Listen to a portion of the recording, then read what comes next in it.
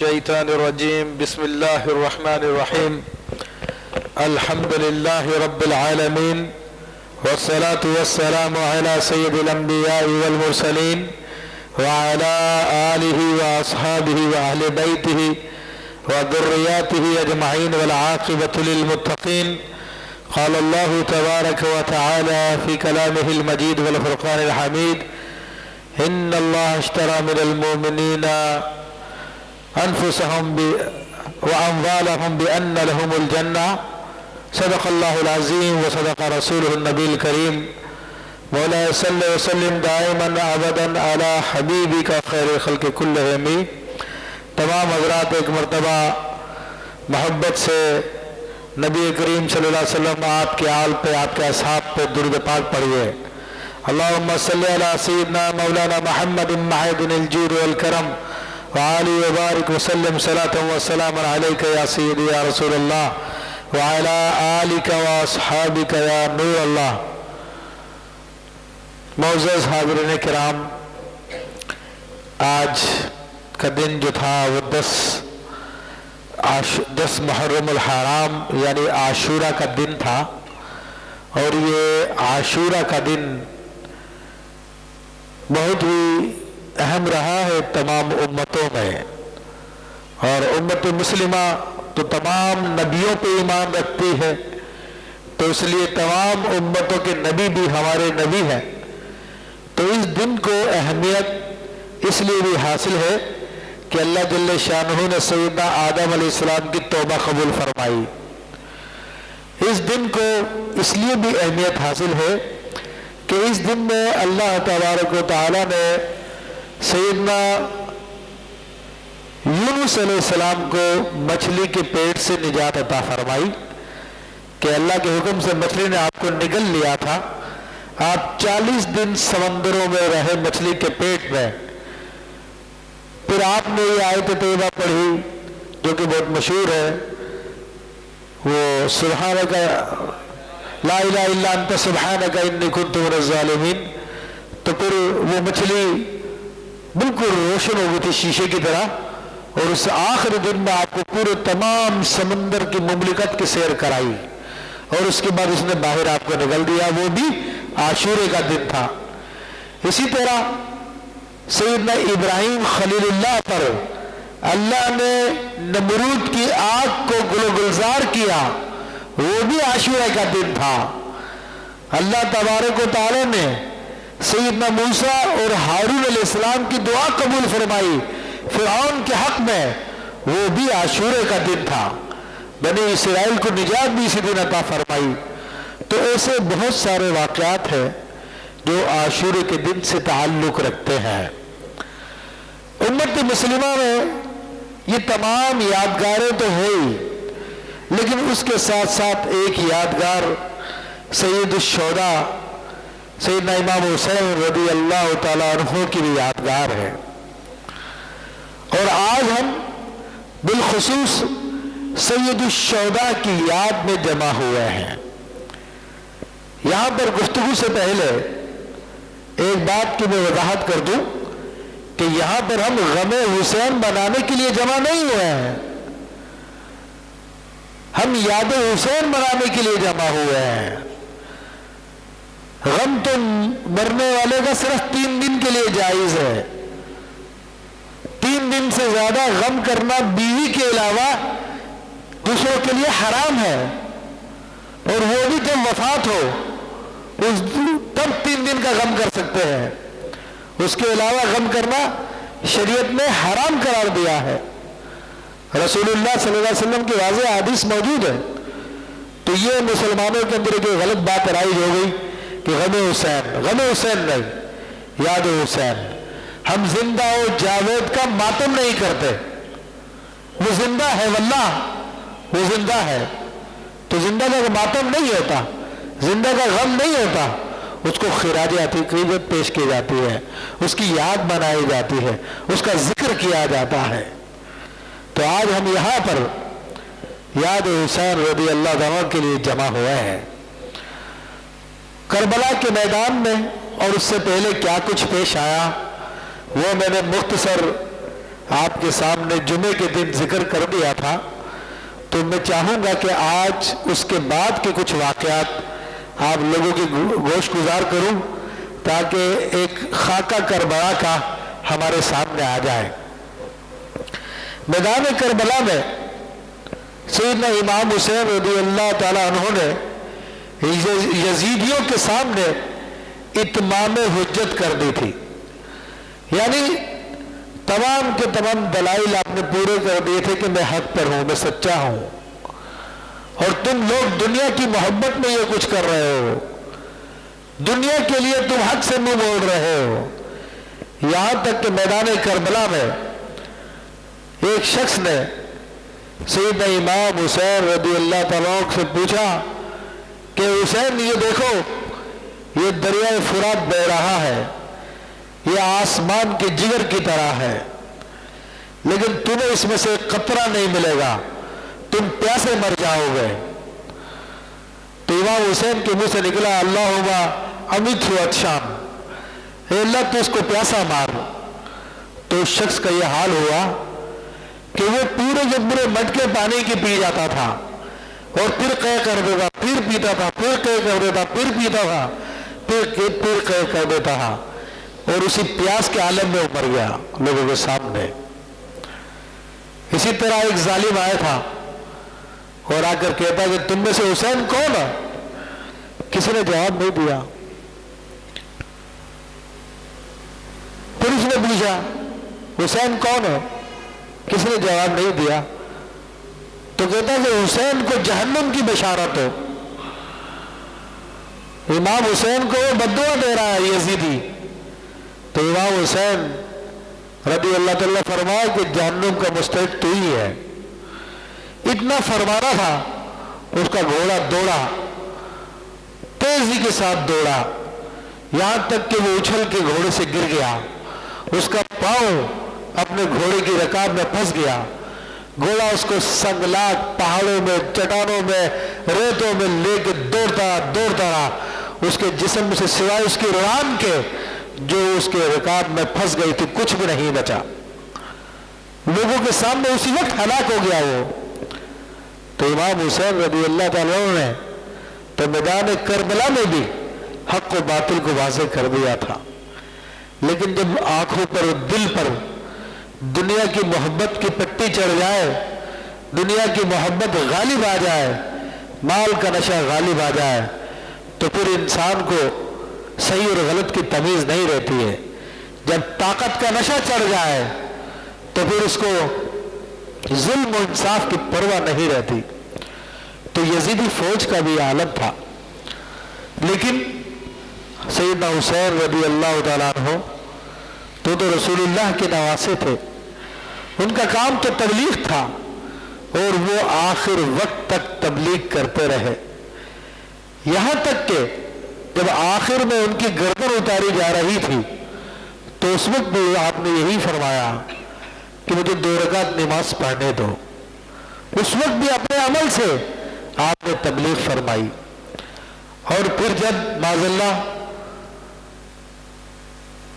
سنان نے آپ کا سر اقدس تن سے جدا کیا تو اس وقت بھی آپ کے سر اقدس نے تبلیغ فرمائی۔ آپ کے سر اقدس کو تن سے جدا کرنے کے بعد سارے قافلے کو لے کر یہ لوگ چلے تو سر اقدس کی بے انتہا بے حرمتی کی گئی۔ سر اقدس کو وہ لوگ لے کر مختلف علاقوں میں گھومتے پھرتے رہے، لوگوں کو دکھاتے رہے، مختلف قبیلوں میں لے کے گئے اور لوگوں کو بتاتے رہے کہ جو بھی بادشاہ وقت یزید کے خلاف بغاوت کرے گا اس کا انجام ایسا کیا جائے گا جیسا کہ حسین کا کیا گیا ہے۔ یہ بے حرمتیاں آپ کی گئی، لیکن سیدنا امام حسین رضی اللہ تعالیٰ کا سر باوجود یہ کہ نیزے پہ لگا ہوا تھا، نیزے پہ لگے ہونے کے باوجود بھی آپ نے وقتاً فوقتاً تبلیغ کا کام جاری رکھا۔ حضرت زید بن ارقم رضی اللہ تعالیٰ عنہ صحابی رسول ہیں، وہ بیان کرتے ہیں اس بات کو۔ اسی طرح دوسرے مورخوں نے یہ بات بیان کی، ابن حجر حیتمی نے یہ بات لکھی کہ سیدنا امام حسین رضی اللہ تعالیٰ کا سر اقدس، محبت کے ساتھ درود پاک پڑھیے صلی اللہ علیہ وسلم۔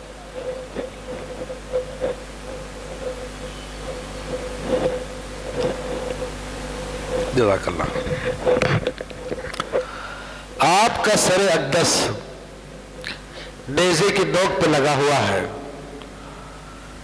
اور ایک قرآن پڑھنے والا کہیں قرآن پڑھ رہا ہے، وہ قرآن کی آیت پڑھتا ہے، ام حسبت ان اصحاب الکہف والرقیم کانوا من آیاتنا عجبا، کیا تمہارا یہ گمان ہے کہ اصحاب کہف اور رقیم والوں کا واقعہ ہماری عجیب نشانیوں میں سے ایک ہے؟ یہ آیت کا ترجمہ ہے۔ سیدنا امام حسین رضی اللہ تعالیٰ عنہ کے سر اقدس نے جب یہ آیت طیبہ سنی تو آپ فرماتے ہیں یا تالی القرآن، سر اقدس سے آواز آ رہی ہے، اے قرآن پڑھنے والے، قتلی وحملی عجب منہ، میرا قتل کیا جانا اور میرے سر پہ نیزے پہ اٹھا کر، سر کو نیزے پر اٹھا کر گلیوں گلیوں میں لے لے کر پھرا جانا، یہ اس سے بھی زیادہ بڑھ کے عجیب ہے۔ یہ آپ کے سر اقدس سے آواز آئی، اور بلا شبہ کتنی عجیب بات ہے، سیدنا امام حسین رضی اللہ تعالیٰ کے سر اقدس کے ساتھ یہ معاملہ ان ظالموں نے کیا۔ بہرحال آپ کے سر اقدس کو لے کر یہ لوگ آگے بڑھے، ابن زیاد کے پاس کوفہ آئے، رات کا وقت تھا، ابن زیاد کے محل کے دروازے بند ہو چکے تھے، تو وہ سر خولی کے پاس تھا، خولی اس سر کو لے کر اپنے گھر پہ چلا گیا۔ اس کی بیوی کا نام نوار تھا، اس سے کہتا ہے کہ نوار، میں تیرے لیے بڑی عجیب بڑی عظیم چیز لے کر آیا ہوں، وہ ایسا تمہیں امیر کر دے گی کہ آئندہ پھر کسی چیز کی ضرورت نہیں پڑے گی۔ اس نے پوچھا کیا لے کر آئے ہو تم؟ کہا کہ میں حسین کا سر لے کر آیا ہوں۔ اس نے کہا لعنت ہو تجھ پر، دنیا مال و دولت لے کر آتی ہے، تو رسول اللہ کے نواسے کا سر لے کر آیا ہے، آج کے بعد حرام ہے کہ میرا سر تیرے سر کے ساتھ ملے، آج کے بعد میں تیرے ساتھ نہیں رہ سکتی۔ اور وہ نوار بتاتی ہے کہ ساری رات سیدنا امام حسین رضی اللہ تعالیٰ کے سر اقدس سے نور کا ایک مینارہ بلند تھا جو آسمان تک تھا، نور آتا تھا جاتا تھا، اور سفید پرندے آتے تھے اور اس سر اقدس پہ نچھاور ہوتے تھے۔ اگلے دن وہ سر اقدس یزید کے ابن زیاد کے دربار میں لے جایا گیا، ابن زیاد کے دربار میں لے جایا گیا تو ابن زیاد نے سر اقدس کو دیکھا تو کہہ رہے کتنا حسین و جمیل چہرہ ہے یہ، کتنا پیارا چہرہ ہے، لیکن یہ باغی ہے۔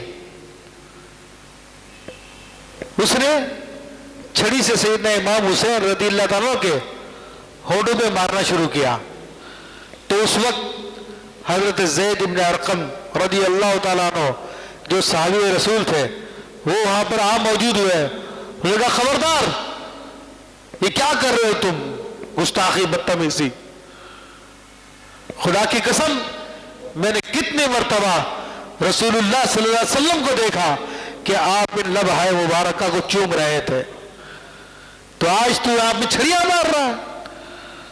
تو ظالم کہتا ہے بڈھے تمہارا دماغ خراب ہو گیا، اگر تم صحابی نہیں ہوتے تو تمہاری گردن اڑوا دیتا۔ تو آپ نے فرمایا کہ ظالم تو رسول اللہ کے نواسے کی گردن اڑا رہا ہے، اور میری گردن کی تجھے پرواہ ہے؟ آپ یہ کہہ کہ اس کے دربار سے نکل گئے۔ پھر یہ سر اقدس لوگ لے کر چلے، وہی نیزے پہ لگا ہوا تھا، قافلے کے آگے آگے یہ خولی و سنان نے یہ سر اٹھایا ہوا تھا، اور پیچھے پورا پورا قافلہ تھا۔ اہل بیت کرام کو مشکوں سے کسا ہوا تھا، بیڑیاں باندھی ہوئی تھی، بچوں کو بھی اونٹوں پہ باندھا ہوا تھا، عورتوں کو بھی باندھا ہوا تھا۔ امام زین العابدین صرف ایک مرد رہ گئے تھے۔ واقعہ تو بہت طویل ہے، لیکن چونکہ میں زیادہ تفصیل میں نہیں جاؤں گا، مختصر تھوڑی سی بات میں ذکر کرنا چاہتا ہوں۔ تو امام زین العابدین رضی اللہ تعالیٰ عنہ 11-12 سال کی عمر ہوگی، 13 سال کی عمر ہوگی، لیکن آپ اس وقت شدید بیمار تھے، شدید بخار میں مبتلا تھے۔ تو اس لیے آپ کو سیدہ زینب رضی اللہ تعالیٰ عنہا نے میدان بھی جانے نہیں دیا، اور آپ کو انہوں نے بیڑیاں پہنائی ہوئی تھی، آپ کے پاؤں میں بھی، آپ کے ہاتھوں میں بھی ہتکڑیاں تھی۔ باوجود یہ کہ اتنے بیمار تھے، لیکن وہ طاقت کے نشے میں مست تھے، گم تھے۔ ان کو نہ خوف خدا تھا، نہ کسی چیز کا خوف تھا، بس وہ سمجھتے تھے کہ ہم تو بڑی فوج ہیں، ہم تو بہت طاقتور ہیں، کوئی ہمارا کیا بگاڑے گا۔ قیامت کا یقین ہوگا تو بندہ ڈرے گا نا، دنیا کا یقین تھا۔ اب یہ قافلہ جا رہا ہے، چلتے چلتے اچانک وہ خولی کے ہاتھ سے نیزہ چھوٹ گیا، چھوٹنے کے بعد وہ زمین میں جا کے پیوست ہو گیا۔ اب خولی نے کافی کوشش کی اس نیزے کو نکالے، لیکن نہیں نکال سکا۔ ابن سعد سے کہا، ابن سعد نے کہا کیا معاملہ ہے؟ تو نے کہا کہ یہ معاملہ ہے کہ ہاتھ سے نیزہ نکلا ہے اور اس کے بعد زمین میں جا کے گڑ گیا ہے، اب نکالے نہیں نکل رہا۔ تو کہا کہ اب حسین کے بیٹے کو پکڑو۔ امام زین العابدین کو ان لوگوں نے کوڑے مارنا شروع کیے کہ کیوں نہیں چل رہا، ابھی کیوں نہیں سر نکل رہا۔ تو امام زین العابدین نے کہا کہ ابا جان، اب مجھ میں کوڑے کھانے کی سکت نہیں ہے۔ تو سر حسین سے آواز آتی ہے، زین العابدین میری سکینہ پیچھے گر گئی ہے، میں کیسے آگے بڑھوں؟ جب اونٹوں کو دیکھا جاتا ہے تو ننھی سکینہ اونٹ سے گر چکی تھی، وہ صحرا میں رہ گئی تھی، انہیں جا کے لایا گیا، پھر اونٹ پہ بٹھایا گیا، تو پھر سر اقدس آگے چلا۔ اور کتنے لوگوں نے اس سر مبارکہ کو قرآن کی تلاوت کرتے ہوئے دیکھا۔ یہ قافلہ چلتا رہا، ایک مقام پر ایک یہودی نے سر اقدس کو دیکھا، تو اس نے پوچھا کہ یہ کون ہے؟ یہ قرآن کی تلاوت کر رہا ہے سر۔ تو لوگوں نے بتایا کہ یہ نبی کا نواسہ حسین ہے۔ تو یہودی نے جب یہ معاملہ دیکھا کہ سر اقدس قرآن پڑھ رہا ہے، تو اس نے اسی وقت کلمہ پڑھ کے وہ مسلمان ہو گیا، اور اہل بیت کے لیے وہ کھانا پکا کر لے کے آیا۔ تو ابن سعد نے منع کیا، جب اس نے کھانا نہیں کھلانے دیا تو وہ یہودی جو ابھی تازہ تازہ مسلمان ہوا تھا، اس نے تلوار نکالی، کئیوں کو جہنم واصل کر دیا، یہاں تک کہ خود بھی شہید ہو گیا۔ اسی طرح کا ایک واقعہ اس طرح سے بھی آتا ہے، سیدنا امام حسین رضی اللہ تعالیٰ عنہ کے سر اقدس کو لے جا رہے تھے، تو راستے میں ایک جگہ ان لوگوں نے پڑاؤ کیا، شراب پینے لگے بیٹھ کر۔ تو اچانک ایک ہاتھ نکلا، اور اس ہاتھ میں لوہے کا قلم تھا، اس نے لوہے کے قلم سے دیوار پر ایک عربی زبان میں شعر لکھا۔ وہ شعر کا مفہوم کیا ہے؟ قتلت امت حسینا، کہ امت نے حسین کو قتل کر دیا، وترجو شفاعت جدہ یوم القیامہ، اب قیامت کے دن ان کے نانا کی شفاعت کی امید رکھتی ہے۔ بڑی حیرت کی بات ہے۔ اور بعض مورخین نے یہ لکھا کہ وہ ایک گرجے کی دیوار پہ شعر لکھا ہوا تھا.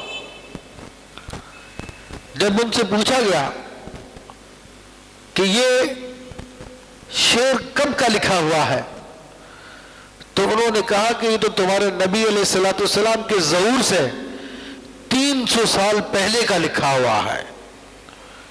300 سال پہلے کا یہ لکھا ہوا ہے. تو ہم اندازہ کیجئے.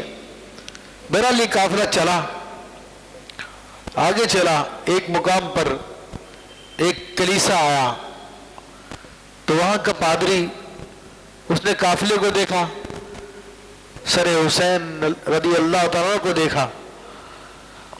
قافلے والے رات میں وہاں پہ رک گئے. اس نے سر اقدس کے بارے میں معلومات کی تو بتایا گیا کہ یہ نبی کے نواسے کا سر ہے جو یزید کا باغی تھا، اس کو بغاوت میں قتل کر دیا ان لوگوں نے.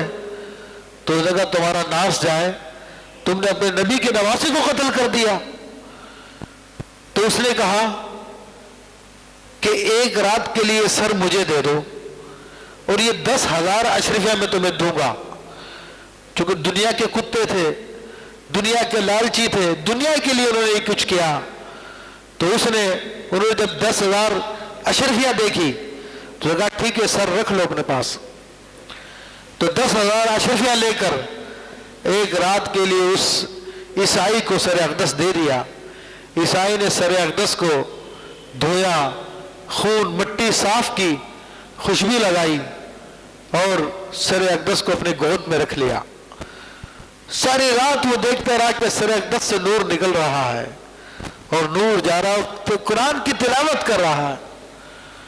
تو عیسائی نے عرض کی اے رب کریم، تجھے سیدنا عیسیٰ علیہ السلام کا واسطہ، تو اس سر اقدس کو بولنے کی طاقت عطا فرما کہ مجھ سے کلام کرے.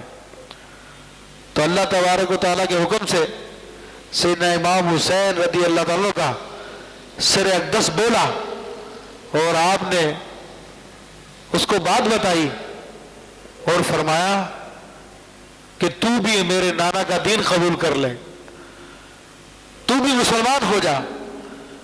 تو اس عیسائی نے کہا کہ حضور میں مسلمان ہو جاؤں گا مگر یہ کہ آپ قیامت کے دن میرے ضامن بن جائے. اور یہ کہہ کر اپنے چہرے کو امام حسین کے چہرے پہ رکھ دیا. تو امام حسین رضی اللہ تعالیٰ اس کو قیامت کے دن کی گارنٹی دی.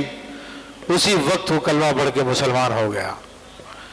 آپ دیکھیے سر اقدس کی کرامتیں دیکھیے کہ لوگ جو ہدایت کے طلبگار ہیں وہ کفر سے نکل کے اسلام میں داخل ہو رہے ہیں، مگر وہ لوگ جو دنیا کی محبت میں اندھے ہو چکے ہیں، اسلام کے دعوے دار ہیں مگر ان کے دل پر پردے پڑے ہوئے ہیں، وہ سر اقدس کی تعظیم کے لیے تیار نہیں ہے.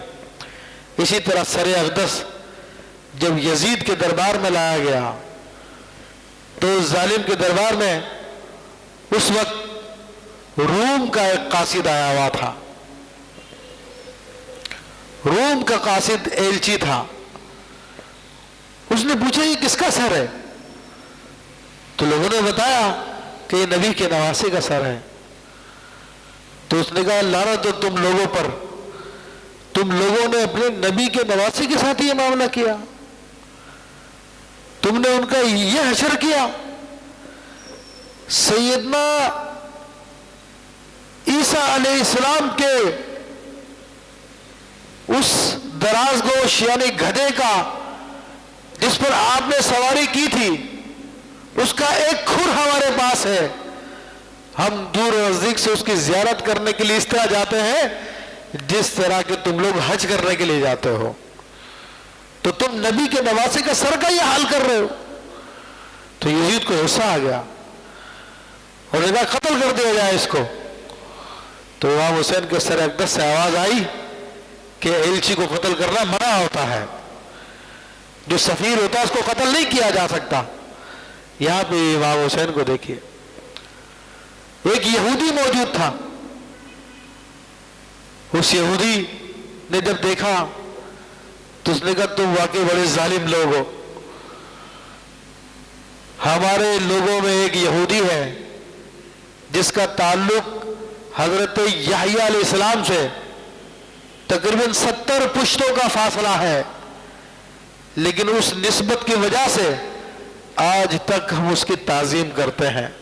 اور تمہارا یہ حال ہے کہ تم نبی کے نواسے کا یہ حال کرتے ہو۔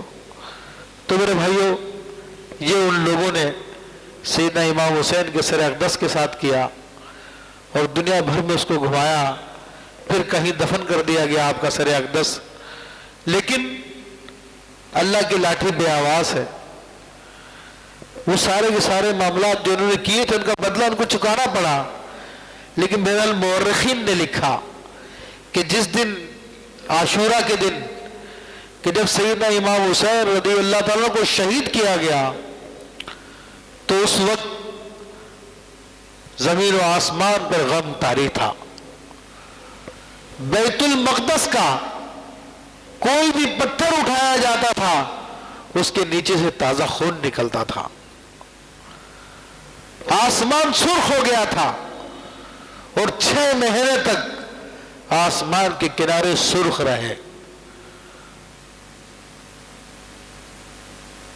ایک خاتون بیان کرتی ہیں کہ جس وقت امام حسین رضی اللہ عنہ کو کربلا میں شہید کیا گیا تھا تو اس وقت میں چھوٹی تھی، سورج کو کہن لگا، اتنا اندھیرا چھایا، اتنا اندھیرا چھایا کہ دن میں تارے نظر آنے لگے تھے۔ ام المومنین ام سلمہ رضی اللہ تعالیٰ فرماتی ہے کہ امام حسین کے شہید کرنے پر میں نے جنوں کو روتے ہوئے دیکھا۔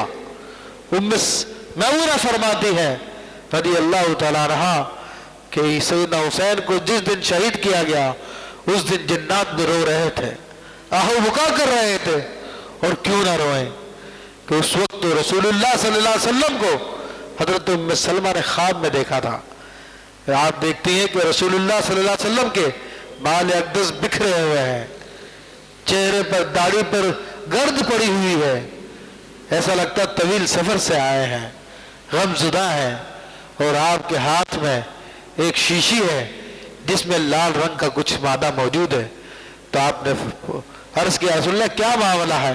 کہ کربلا سے آ رہا ہوں، میرے حسین کو شہید کر دیا گیا۔ تو رسول اللہ صلی اللہ علیہ وسلم بھی اس موقع پہ موجود تھے۔ لیکن میرے بھائیوں، امام حسین رضی اللہ تعالیٰ عنہ نے عشق کو نبھایا، اس مقام تک نبھایا کہ دنیا انگشت بندندہ ہے، حیران ہے کہ ایک ایسا عظیم عشق تھا، کہ ایسا عظیم امتحان تھا جس کو سیدنا امام حسین رضی اللہ عنہ نے پورا کر دیا۔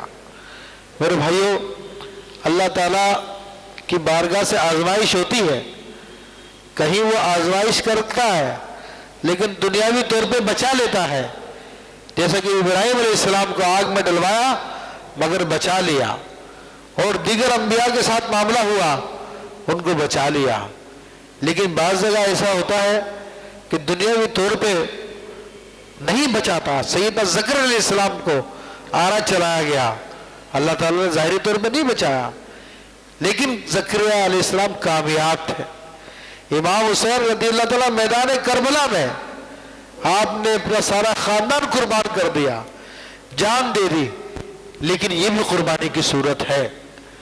اور قربانی کی صورت ہونے کی وجہ کیا ہے کہ یزید زندہ رہنے کے باوجود مر گیا ہے۔ آج مسلمانوں کے گھروں میں کسی بچے کا نام یزید نہیں ملے گا، بلکہ یہ لفظ گالی بن گیا مسلمانوں کے لیے۔ لیکن آج مسلمانوں کے گھروں میں آپ کو غلام حسین، محمد حسین اور حسین مل جائیں گے۔ تو حسین جان دے کر بھی زندہ رہے۔ پھر انتقام دیکھیے اللہ تعالیٰ کا، اللہ تعالیٰ کا کیسا عجیب غریب انتقام ہے کہ سیدنا امام حسین کی شہادت کے بعد اہل بیت کی بے حرمتی ہوئی، بہرحال جیسے تیسے کر کر وہ مدینہ منورہ پہنچے، وہ الگ حالات ہیں۔ لیکن کچھ عرصے کے بعد کوفہ میں ایک شخص مختار نامی تھا جو قبیلہ ثقیف کا تھا، اس نے امام حسین کے نام کو لے کر لوگوں کو جمع کرنا شروع کیا، لوگ اس کے ارد گرد جمع ہوئے۔ اس کے بعد اس نے کوفہ پہ قبضہ کیا، کوفہ کا وہ حاکم بنا، کوفہ کا حاکم بنا، اس کی فوج تیار ہو گئی۔ تو اس عرصے میں اس نے پھر عمر ابن سعد کو پکڑا اور کہا کہ ظالم، تو امام حسین رضی اللہ تعالیٰ کو گرفتار کرنے کے لیے گیا تھا۔ نہیں نہیں نہیں نہیں، میرا قصور نہیں ہے، مجھے تو ابن زیاد نے، مجھے تو یزید نے کہا تھا، مجھے تو انہوں نے مجبور کیا تھا، ورنہ میری بھی جان لے لیتے، وہ مجھے مار دیتے۔ کہا تو نے اپنی جان بچانے کے لیے رسول اللہ کے نواسی کو قتل کیا، تیری گردن میں اپنے ہاتھ سے کاٹوں گا۔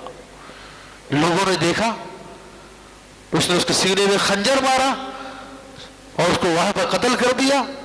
پھر اسی طرح وہ لوگ خولی و سنان جو امام حسین کی گردن کاٹی تھی، اس نے مختار ثقفی نے تمام لوگوں کے سامنے ان کو بلکتے ہوئے سسکتے ہوئے ان کو کیفر کردار تک پہنچایا، ان کی گردنیں ان کو ذبح کر کے کاٹی اور دردناک طریقے سے کاٹی اور پیاسا کر کے ان کو مارا کہ تو نے سیدنا حسین کو پیاسا کیا تھا، ابھی تو ان سب کو پیاسا کر کے مارا۔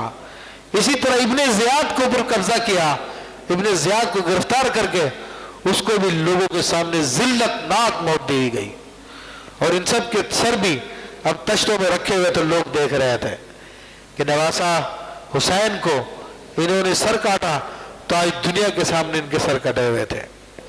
اور یزید بھی زیادہ عرصے زندہ نہ رہا، یزید کو درد کولنج ہوا، پیٹ کا درد ہوا، اور 3 دن تک وہ درد اس کو رہا، نہ کچھ پی سکتا تھا نہ کچھ کھا سکتا تھا۔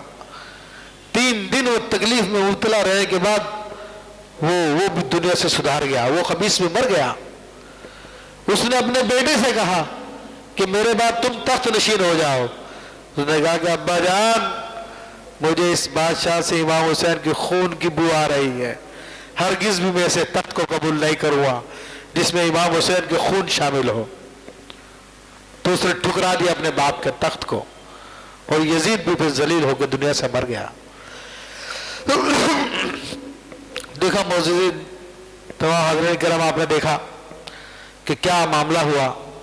سیدنا امام حسین رضی اللہ تعالیٰ عنہ نے اپنی شہادت سے ہمیں یہ درس دیا کہ دنیا کی زندگی سب کچھ نہیں ہے، زندگی اصل وہی ہے جو حق کے کام آ جائے، اور وہی ہمیشہ کی زندگی ہے، وہی باقی رہنے والی زندگی ہے۔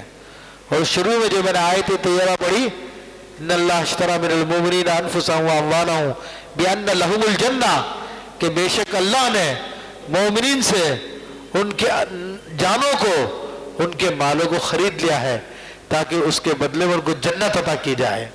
تو ہماری جانوں کا اصل مصرف تو یہی ہے، ہمارے مالوں کا جو ہم چھپا چھپا کے تجوریوں میں رکھتے ہیں، بینکوں میں رکھتے ہیں، اصل مصرف اللہ کی راہ میں خرچ کرنا ہے۔ اس جان کا بھی یہی مصرف ہے، کیونکہ جنت کے بدلے میں اللہ ہم سے خرید چکا ہے۔ یہ الگ بات ہے کہ کسی کو دنیا کی زندگی بھی دے دیتا ہے اور جنت بھی دے دیتا ہے، لیکن حقیقتاً ہمارا سودا ان جانوں کا ہو چکا ہے کہ اللہ کی بارگاہ میں جنت کے طلبگار ہیں تو جان اور مال کے بدلے میں ہے، جیسا کہ امام حسین رضی اللہ عنہ نے کر کے دکھایا، اور پھر اللہ نے دنیا کو بتا دیا کہ ظالموں کو کیا انجام ہوتا ہے۔ میں اللہ تعالیٰ سے میں دعا گو ہوں، اللہ تبارک و تعالیٰ ہمیں سیدنا امام حسین کے کردار کو اپنانے کی توفیق عطا فرمائے، ان کے نقش قدم پہ چلنے کی توفیق عطا فرمائے۔ آمین بجاہ النبی الامین۔